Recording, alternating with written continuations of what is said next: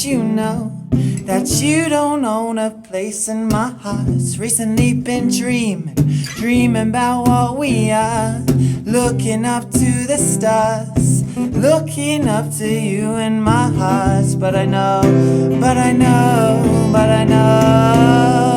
stars don't make up the pictures. You in my heart, they don't make up a story written from the stars. I write my stories and songs, people call it art. They say that I have got luck. Nah, I looked at your stars.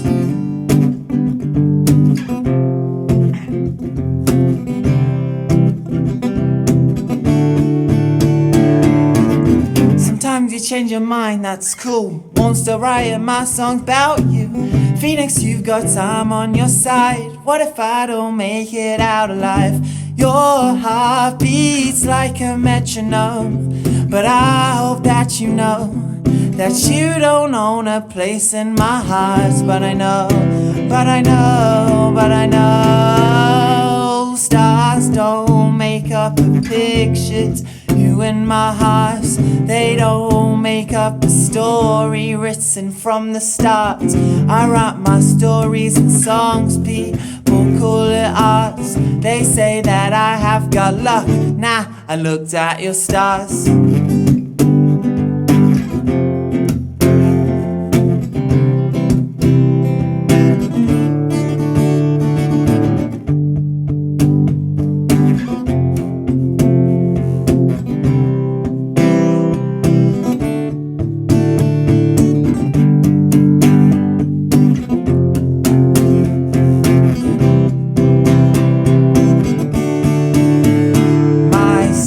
Shine brighter than diamonds, that is the goal. 5 more albums about you till they're all sold. Sold out arenas round the globe, times that by 3. I won't stop writing my tunes until Wembley.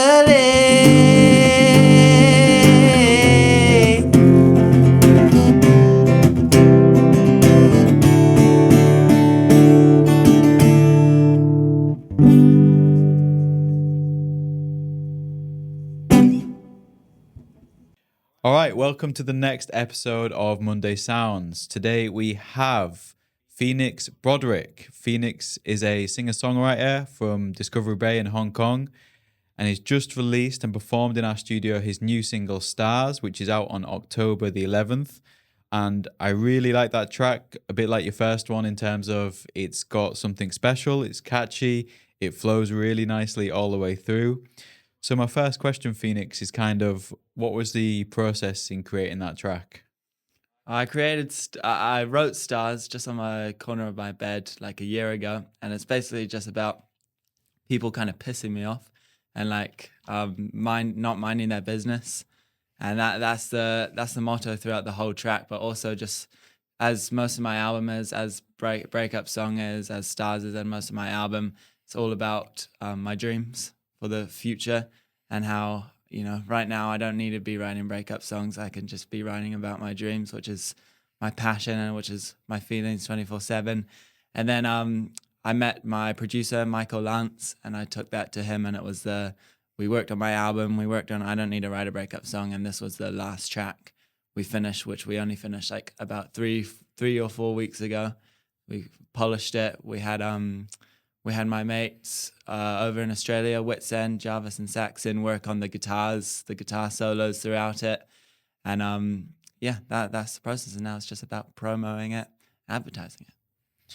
Yeah, it's such a great track. And I think what's really nice about your single so far and this new one, Stars, is the kind of the way you craft the songs from start to beginning.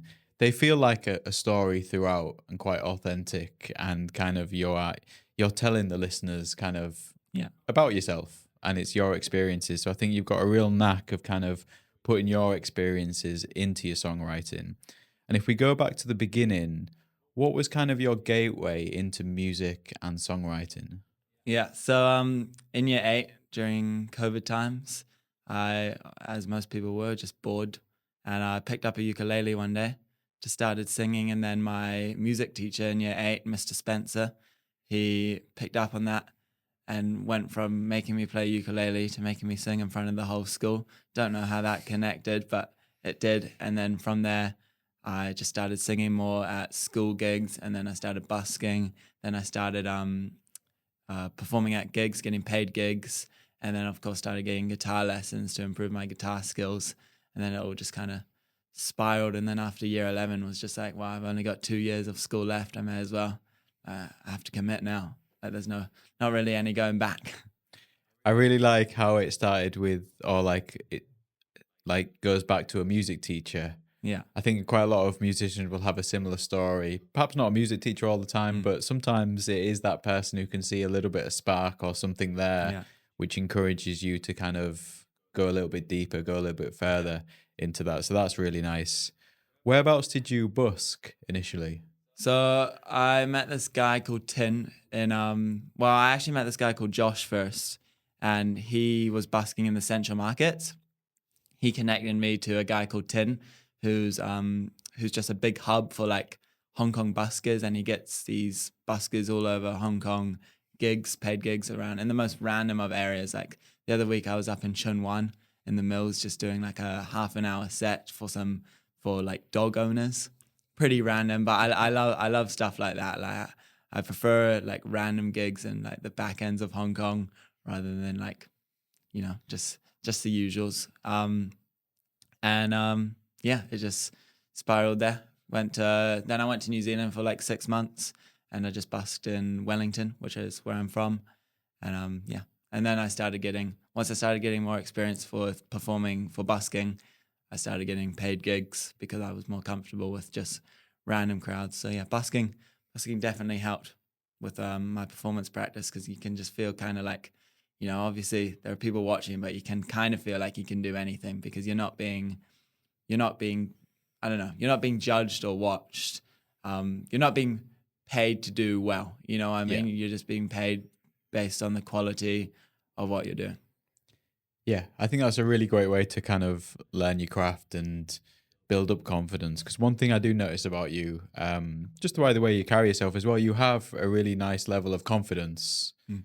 Has that always been the case, or do you still get nervous before shows and gigs? I'm not for shows and gigs anymore or public speaking, but before year 8, before I picked up that ukulele and started singing because my music teacher, I wouldn't say I was not confident. Like I've always enjoyed doing shows and like drama and stuff, but I can never go in front of the whole school and just talk and sing, because I would just be scared about what other people thought, because I wasn't sure about like myself and my quality of music. But now I don't really get nervous because I'm sure like once I've beaten my top level of like my record number of people, that'll probably when it starts getting nerve-wracking. But for now, I don't really get nervous in front of public speaking, meeting new people, and just doing random gigs. That's really helpful, because I think if you can get that confidence early and you can build up your resilience, and especially public speaking, like that takes a long time for people to kind of develop. So if you've already got like a level of confidence and ability around that, that's going to be really helpful. I think if we take it back to your first song from the upcoming album, I Don't Need to Write a Breakup Song to Be Successful. So I remember when we got introduced to each other, and then I went away, listened to your track, and I was like going back on the ferry thinking, okay, like this is legit a great track, a great song. Thank you. Really good, and catchy hooks, great drive and like rhythm throughout.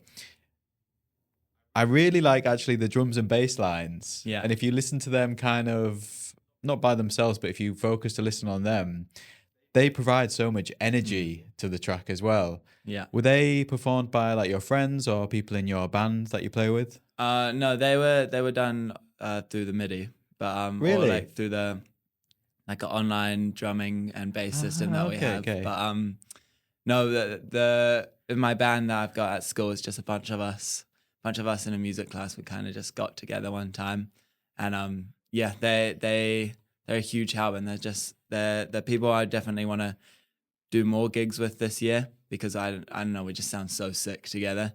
And but yeah, that band just came through. We got Will on the bass, Bez on the drums, and Mario on the keys, and then me singing and guitar. And yeah, I don't know, it's the chemistry that we all have because we're like really, really good mates because we've all just been in the music class for so long. It's that chemistry that we have together.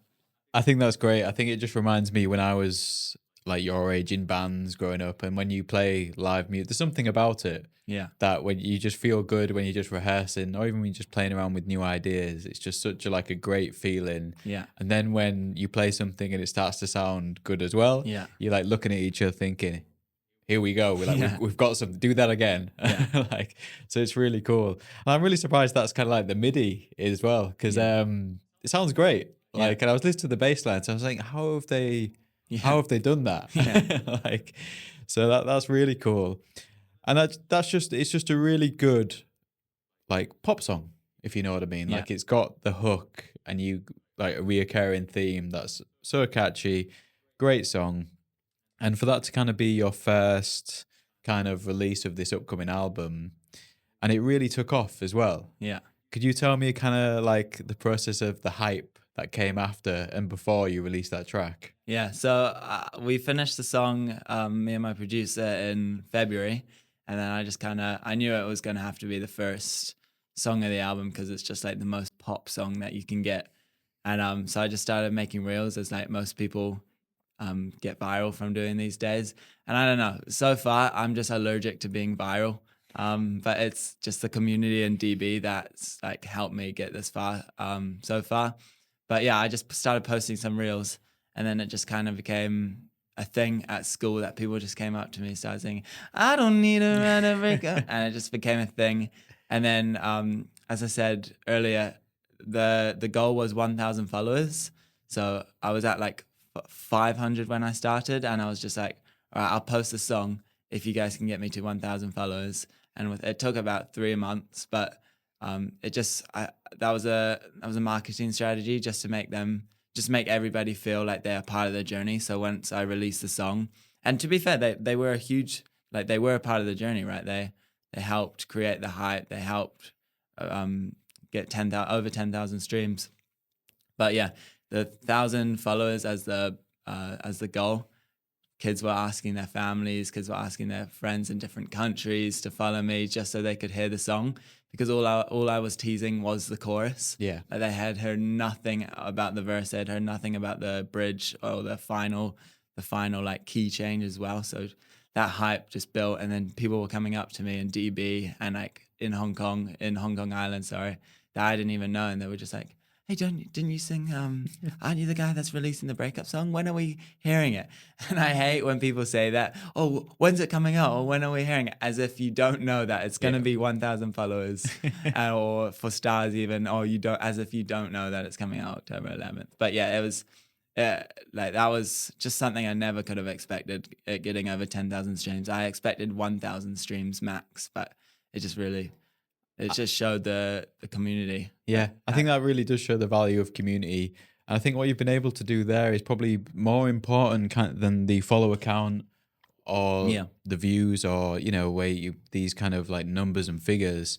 But if you can build like a loyal community and a community that's invested in your kind of journey, that's where you kind of like, you see the progress, you see the value in it, because they share your song and they're quite happy to do it because they feel a part of it. So it's not really all about the followers sometimes or the amount in it. It's good to get them as well. But if you can build that loyal community, even if over 100 fans, that'll go so much further than perhaps 5,000 followers that are kind of not that invested. So that's a really good thing to kind of carry on and curate. And I can see you kind of doing that with Stars, your next single as well. And even like when I was listening to the sped up version reel you put out, I was thinking, oh God, I want to hear the real thing now. So there's something there about this working, especially building that anticipation, because when you listen to the sped up version, you're like, oh, there's something here. I want to hear the full track. So like, I'm excited now for, you know, October 11th and for that to come out. In terms of your community within DB, and you kind of spoke of like the value and how they've supported you.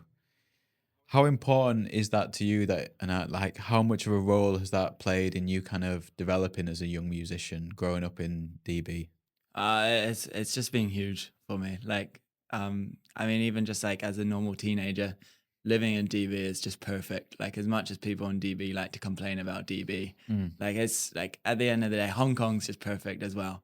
Like, just being able to get anywhere in like an efficient amount of time, being able to go anywhere without feeling danger, or like you just feel safe everywhere you go, and just hang out with good mates everywhere you go.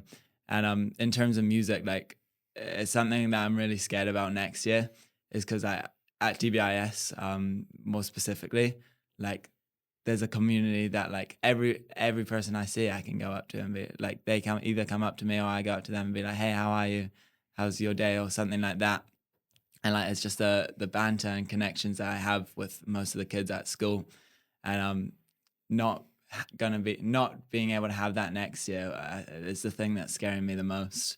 But in terms of if I do make it big, being able to have that connection on like a much grander scale with like millions of people, I think that excites me more than anything. But obviously I wouldn't be able to connect with them as closely as DBIS, just because, you know, of how small our school is. But still, having millions of people that I would have an influence on later on in life, that just excites me. And I just like being a role model to people.